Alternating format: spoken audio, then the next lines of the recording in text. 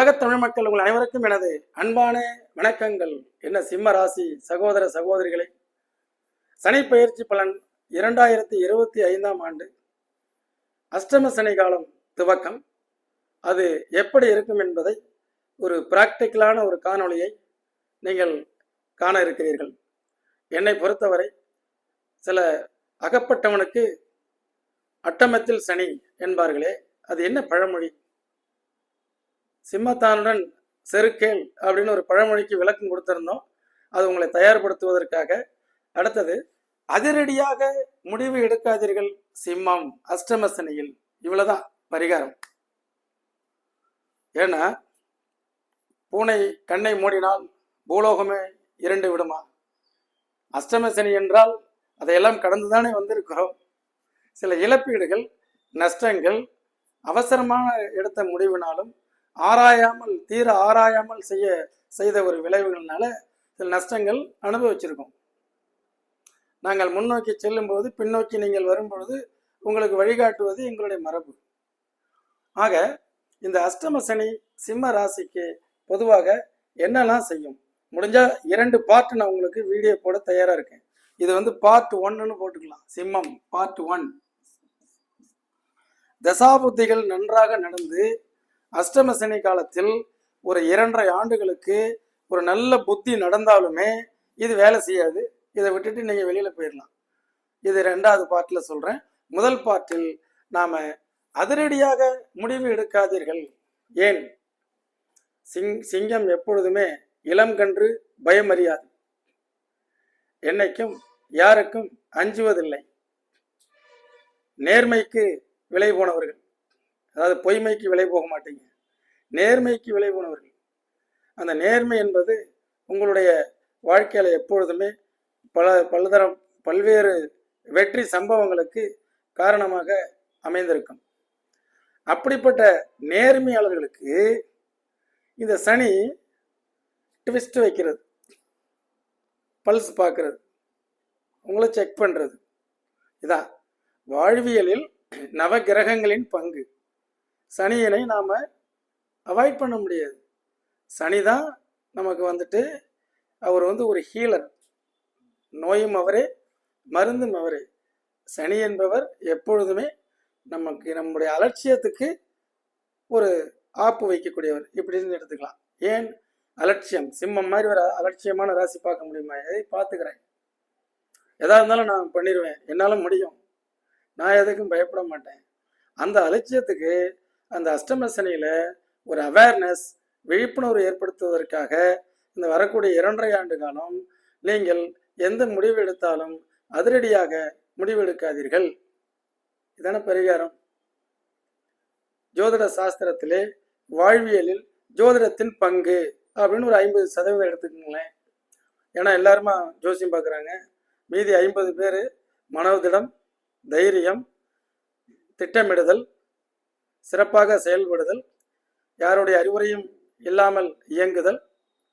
அப்போ அவங்களுடைய செயல்பாடுகள் சிறப்பாக இருக்கக்கூடிய பட்சத்தில் ஜாதகம் பார்க்க அவங்க வரமாட்டாங்க. நிறைய சிம்மராசியும் இருக்காங்க. ஏன் ஜாதகம் பார்க்க வரமாட்டாங்கன்னு வாங்கன்னு சொல்றதா? ஒரு டாக்டர் எங்கேயாவது ப்ளீஸ் கம் என்கிட்ட வாங்க ட்ரீட்மெண்ட்டுன்னு கூப்பிடுவாரா? அது மாதிரி ஜோதிடரும் கூப்பிடக்கூடாது. ஏன்? அவருக்கு பிரச்சனைன்னு இருந்தால் அவங்க தேடி வருவாங்க. அது மாதிரி உங்களுக்கு பிரச்சனையே இல்லாத வாழ்க்கை போகும்பொழுது இதெல்லாம் பார்க்காதீங்க. ப்ராக்டிக்கலாக சொல்கிறேன், இதெல்லாம் பார்த்துட்டு குழப்பிக்காதீங்க. எப்போ பிரச்சனைன்னு வருதோ அப்போ உங்களுடைய ஜாதகத்தில் உங்களுடைய ராசியோ லக்னமோ லக்னாதிபதியோ ராசியாதிபதியோ கெட்டிருக்கும்.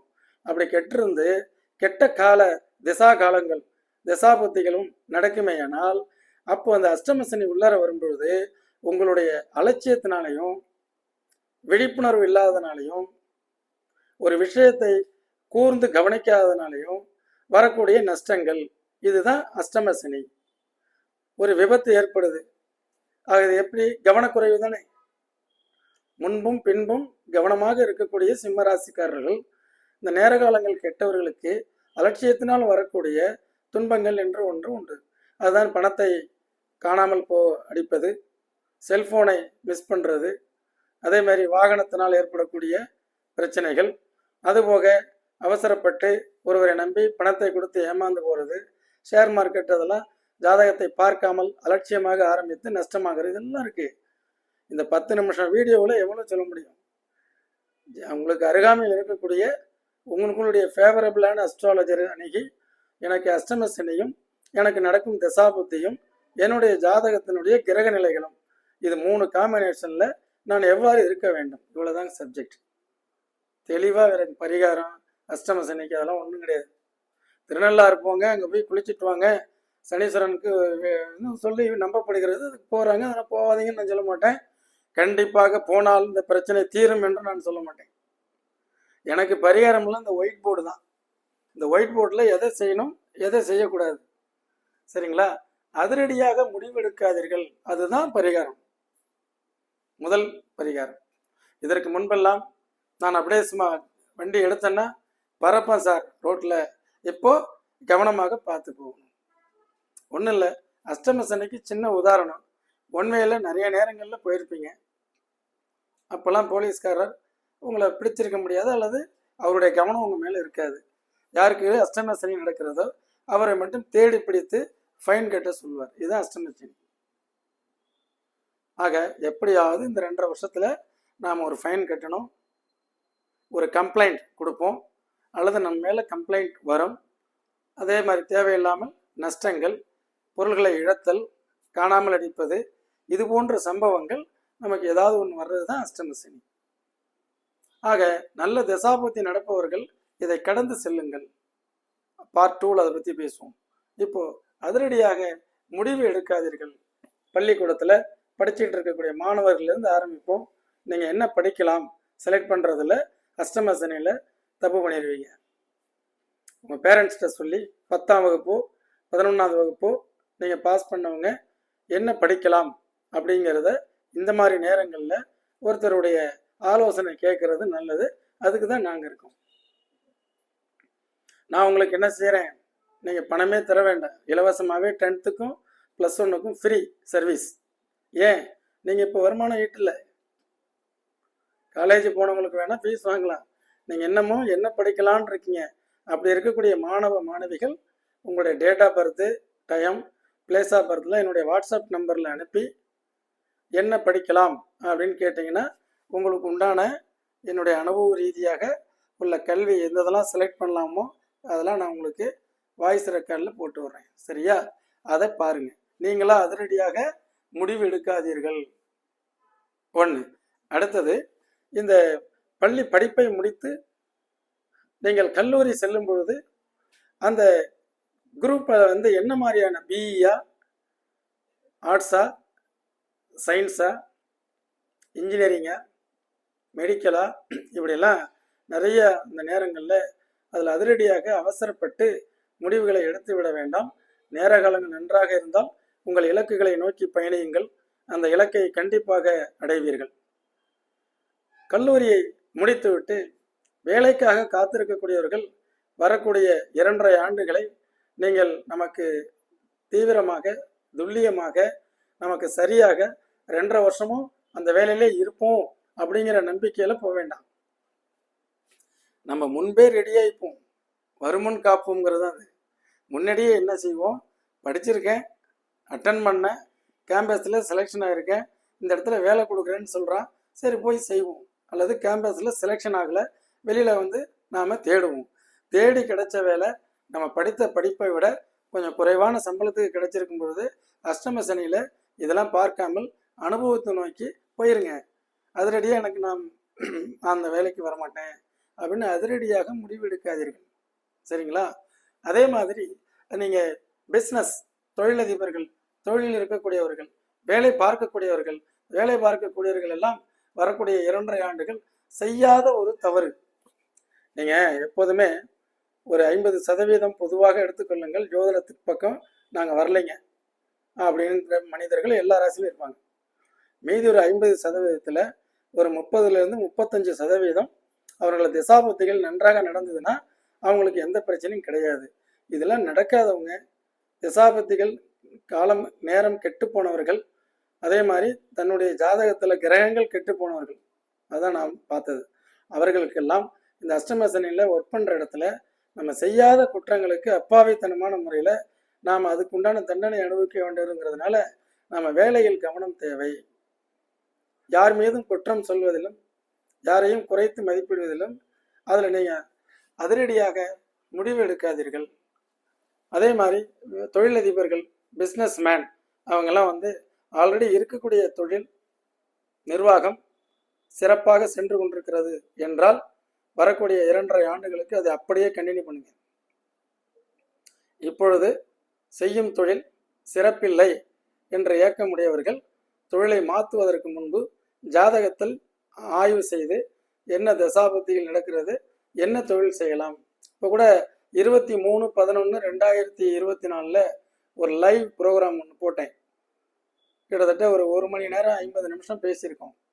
அதில் கர்மா, உங்களுடைய கர்மா என்ன அப்படிங்கிறத பற்றி தெளிவு பண்ணியிருக்கேன். லக்கணத்துக்கும் 10 குடையவன் என்ன தொழில், அதில் 23 பேரை ஆய்வு செஞ்சுருக்கோம். 23 பேரும் லைவாக கேட்கும் பொழுது அதில் கிட்டத்தட்ட 20 பேர் அவங்களுடைய ஜாதகப்படியே தொழில் செஞ்சுருக்காங்க, படிச்சிருக்காங்க, வேலை பார்க்குறாங்க. அதே மாதிரி உங்களுடைய ஜாதக ரீதியாகவும் நீங்கள் என்ன மாதிரி தொழில் செய்யலாம் என்று பார்த்த பின் முடிவு செய்யுங்க. ஏன்னா உங்களுக்கு தமிழில் பிடிக்காத வார்த்தை அறிவுரை. நான் உங்களுக்கு அறிவுரை சொல்ல வரவில்லை, உங்களுக்கு ஆலோசனை சொல்ல வருகிறேன். சிம்ம ராசி குழந்தையாக இருக்கட்டும், அது முதியவராக இருக்கட்டும், எல்லாமே யாருடைய அறிவுரையும் கேட்கறதுக்கு தயாரல்ல. ஆனால் சொல்ல வேண்டிய விதத்தில் சொன்னால் பர்ஃபெக்டாக கேட்பாங்க. இதெல்லாம் உங்களுடைய ப்ளஸ் ஆர் மைனஸ். அதிரடியாக முடிவு எடுக்காதீர்கள். திருமணத்திற்காக நீங்கள் பார்த்துக்கிட்டு இருக்கீங்க, இந்த நேரம் அஷ்டம சனியில் நான் அந்த பொண்ணை பார்த்தவொடனே பிடிச்சி போச்சு சார், அப்புறம் எனக்கு பிடிக்கலன்னு சொல்லக்கூடாது.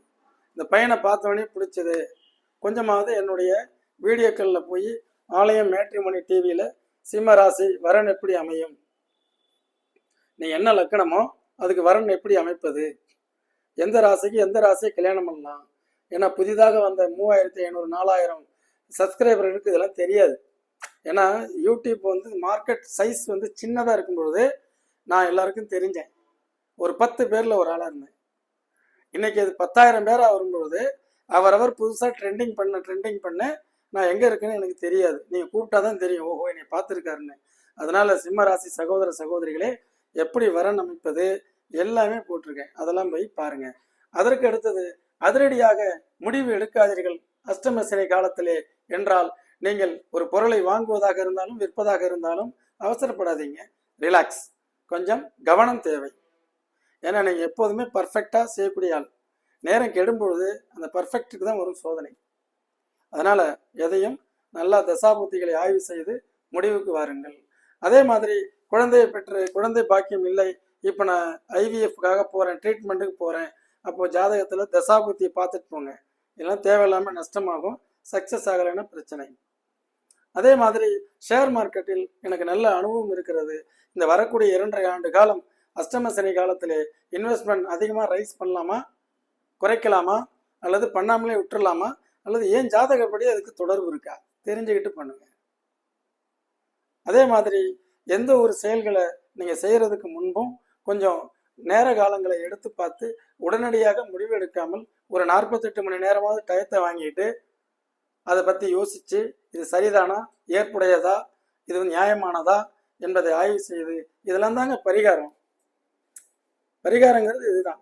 அதை விட்டு நம்ம சாமி கோயிலில் போய் எல்லாம் பண்ணிட்டு வந்துட்டோம்னா சரியாயிடுன்னு நினைக்கக்கூடாது.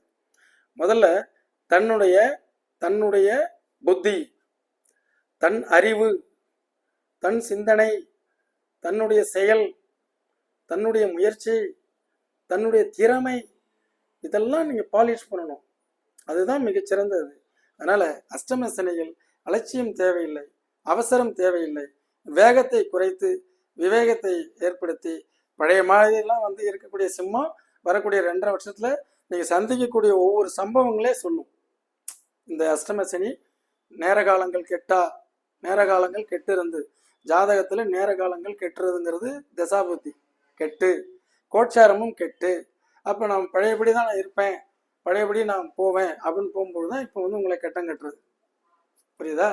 கட்டம் கட்டி வாங்க, எங்கேருந்து வரீங்க, என்ன விஷயம், கையெழுத்து போடுங்க அப்படிம்பாங்க. உங்களுக்கே வினோதமாக இருக்கும், என்னடா என்ன மாதிரி யாருமே பேசுனதே இல்லையே. இதுதான் அஷ்டம சனி. அகப்பட்டவனுக்கு அட்டமத்தில் சனிங்கிறதுக்கு விளக்கம் இதுதான். அடுத்தது உங்களுக்கு அடுத்த பதிவில் வந்து என்ன செய்ய போகிறோம்னா, ரெண்டாவதுல நீங்கள் தசாபுத்திகள் உங்களுக்கு எந்த அளவுக்கு இருக்கும். ஏன்னா நீங்கள் மக நட்சத்திரம், பூர நட்சத்திரம், உத்திர நட்சத்திரம், இந்த 3 நட்சத்திரத்தில் பிறந்திருந்தா உங்களுக்கு இப்போ எந்த திசையை எதிர்கொண்டிருப்பீங்க, அப்போ அஷ்டம சனியில் என்ன மாதிரி புத்திகள் போகுதுங்கிறது இதில் பார்க்க முடியாது. அது உங்கள் ஜனனகால ஜாதகத்தை நீங்கள் பார்க்கும்பொழுது அப்போ ஒரு 2.5 வருஷம் ஒரு புத்தி நல்ல புத்தி நடக்குதுன்னு வைங்க, இந்த அஷ்டம சனி உங்களுக்கு ஒன்றுமே பண்ணாது. அதனால தான் ஜோதிடம் ஒரே மாதிரி சொல்வது போன்று நடப்பதில்லை. எல்லாரும் வந்து இந்த இந்த 3 ராசிகள் இந்த ஒரு 3 வாரத்தில் புதையல் எடுப்பீங்கன்னா எல்லாரும் எடுக்க முடியுமா? எவ்வளோ புதையல் எடுக்கிறது? 50 கோடி பேர் இருப்பாங்க, 50 கோடி பேர் புதையல் எடுக்கணும். பட் ஹம்பக் நடக்காத ஒன்று. ப்ராக்டிக்கலாக பேசுவோம். அஸ்ட்ராலஜி கோடி கோடியாக லாட்டரி சீட்டு விழும் அப்படின்னா, லாட்டரி சீட்டே வாங்காத சிம்ம ராசிக்காரங்க எவ்வளோ பேர் நான் பார்த்துருக்கேன். உழைப்பால் உயரக்கூடியவர்கள், அதிர்ஷ்டத்தை நம்பாதவர்கள் நீங்கள். அப்போ உங்களுக்கு எப்படி அந்த அதிர்ஷ்டம் வரும்? ஆக கொஞ்சம் ப்ராக்டிக்கலாக யோசித்தோம்னா, ஜனனகால ஜாதகத்தை நீங்கள் பார்க்கும்போது நான் உங்களுக்கு நிறைய விளக்கங்கள் கொடுக்குறேன். உங்களோட நிறைய நான் பேசுகிறேன். என்னுடைய பழைய வாடிக்கையாளர்கள்லாம் திரும்ப அந்த வீடியோவை பார்த்துட்டு இப்போ ட்ரெண்டிங்கான ஒரு வீடியோவை சிம்மத்தானுடன் செருக்கல், நிறைய பேர் உள்ளே வந்து உங்களுடைய 23,000 பேர் கிட்டத்தட்ட ஒரு வாரத்தில் பார்த்துருக்கீங்க. கூப்பிட்டு வாழ்த்து சொல்கிறீங்க. எல்லாம் ரொம்ப பெருமையாக இருக்குது, சந்தோஷமாக இருக்குது. ஆக அந்த அஷ்டம சனி காலத்திலே அதிரடியாகவும் வேகமாகவும் அலட்சியமாகவும் சோம்பேறித்தனமாகவும் இருப்பதை விட்டுவிட்டு எதையும் துல்லியமாக ஆய்வு செய்து எதையும் கணக்காக செயல்பட்டு கருத்தை வைத்து கருத்தாக செயல்பட்டீங்கன்னா அஷ்டம சனிலேருந்து வெளில வந்துடலாம். ஒன்றும் இல்லைங்க, கீழே போய் ஏதாவது வந்து காலில் சின்னதாக அடிப்படும், உடனே எனக்கு அஷ்டம சனி, இதை போய் ஊரெல்லாம் பரப்பி விட்ருவாங்க. உடனே அடுத்த ஜோசியர் எனக்கு தெரிஞ்ச எங்கள் ஊர்லலாம் பாத சனி வந்தால் காலில் அடிப்படும் பார்த்துக்கும்பாங்க. அது என்ன காலில்? அது தலையிலேருந்து காலுக்கு போகுது, அதனால காலு பிரச்சனை. இதெல்லாம் ஒரு மூட நம்பிக்கை. அஷ்டமம் என்றால் அது 8ஆம் இடத்தில் சஞ்சாரம் செய்யக்கூடிய ராசிக்கு, உடம்புக்கு, உங்களுடைய மனசுக்கு, உங்கள் செயலுக்கு காரியக்காரனாகிய சனீஸ்வரன் 8ஆம் இடத்தில் நகருகிறான். இவ்வளவுதானே. அந்த 8இல் இருக்கும் பொழுது அது வந்து என்ன ஆகும்? யார் யாரெல்லாம் உண்மையான முகமுடையவர்கள், பொய்முகம் உடையவர்கள், முதுகில் குத்தக்கூடியவர்கள் யாரெல்லாம் என்று நன்கு தெரிந்து கொண்டு அவங்களால் வரக்கூடிய அஃபெக்ட்ல இருந்து நான் உங்களை காப்பாற்றுறதுக்கு உண்டான வழிமுறைகளை சொல்லி கொடுத்து கொண்டிருக்கிறேன். மாணவர்கள் முதல் பெரியவர்கள் வரை நீங்கள் எதையுமே இந்த நேரத்தில் கலார் பண்ணுறது, பாக பிரிவினை, இந்த நேரத்தில் வந்து படம் எடுக்க போகிறேன்ட்டு முதலீடு கொண்டு போடுறது, இந்த நேரத்தில் தெரியாத தொழிலில் செய்கிறது, தெரியாத நபர்களை நம்புறது, ஃபைனான்ஸ் பண்ணுறது, சீட்டு நடத்துறது, அதே மாதிரி கடன் நிறைய வாங்கி தொழிலில் போடுறங்கிறது, இவர்கள் அனைவரும் அதிரடியாக எந்த முடிவுகளும் எடுக்காதீர்கள் என்று சொல்லி நீங்கள் உங்களுடைய ஜனனகால ஜாதகத்தை எடுத்து சீர்தூக்கி பார்த்து இந்த அஷ்டம சனி என்ன செய்யும் என்பதை பார்த்தீர்களே ஆனால் உங்களை என்றுமே மலை மாதிரி நிற்கக்கூடிய சிங்கம் போல் உங்களுக்கு வந்து சிலிர்க்கக்கூடிய சிம்ம ராசி சகோதர சகோதரிகள் உங்கள் யாராலையும் அசைக்க முடியாது என்று சொல்லி அஷ்டம சனியில் அதி புத்திசாலித்தனத்தை பயன்படுத்தி கொண்டு ஒவ்வொரு பிரச்சனையிலிருந்து லாபகமாக தப்பித்துக் கொள்ளுங்கள் என்று கூறி என்றும் உங்கள் ஜோதிட வாழ்வியல் ஆலோசகராக அடுத்த 2வது பார்ட்டில் சந்திக்கிறேன். நன்றி, வணக்கம்.